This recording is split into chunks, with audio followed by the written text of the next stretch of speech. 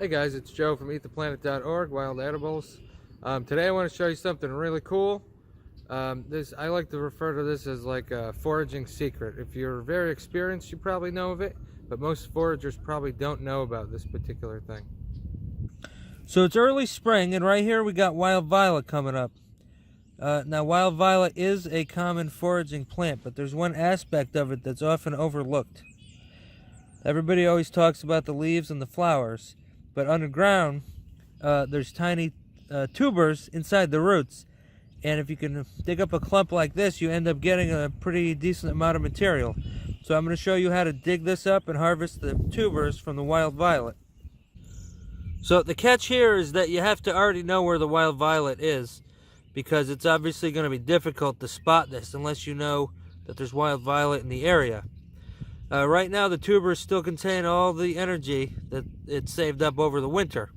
So in the spring and probably in the late fall is a good time to harvest the tubers. I always like to use a big shovel for stuff like this because you want to make sure that you don't damage the thing you're trying to harvest. So for these tubers and wild garlic, I like to use a big shovel. You want to pull up way more dirt than you need, and then you can go through it. Alright, look, we're already starting to see the tops of the tubers right here.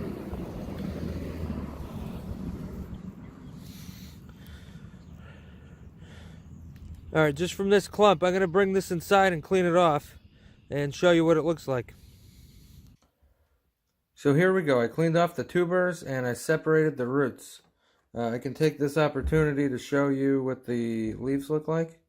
This video is not primarily on identification because, as I mentioned before, to harvest these you're going to want to know where they are. I'll put a link to my website with more identification information for violets, but you can at least see what the roots look like at this point. This right here is just from what I collected from that one shovel, that one clump that I shoveled out of the ground. So you can see it's a decent amount here. There's all kinds of ways you can prepare this. You can fry it up, you can put it in soup, you can even eat it raw. It's nice and crunchy.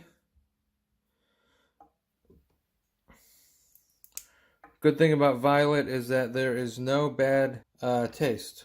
Also, let me show you up close what they look like. You can see it's a little more than just a skinny root. There's some substance to it. So back to the taste. The wild violet, the good news is that it tastes very good. There's no bad aftertaste or bitterness or anything like that. That's true of the tubers. It's true of the leaves. These fine roots you can always put in a soup or something. I always try to make a habit of also eating the fine roots. Whenever I harvest something with roots, you might as well eat everything that you harvest.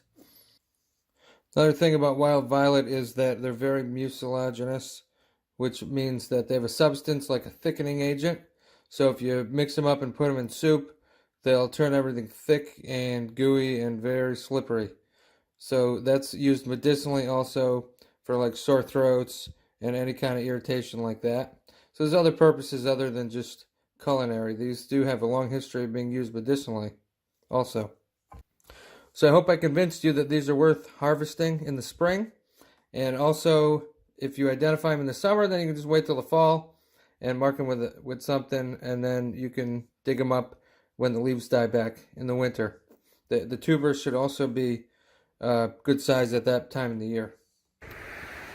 So the wild violet is a well-known wild edible, but the tubers are often overlooked.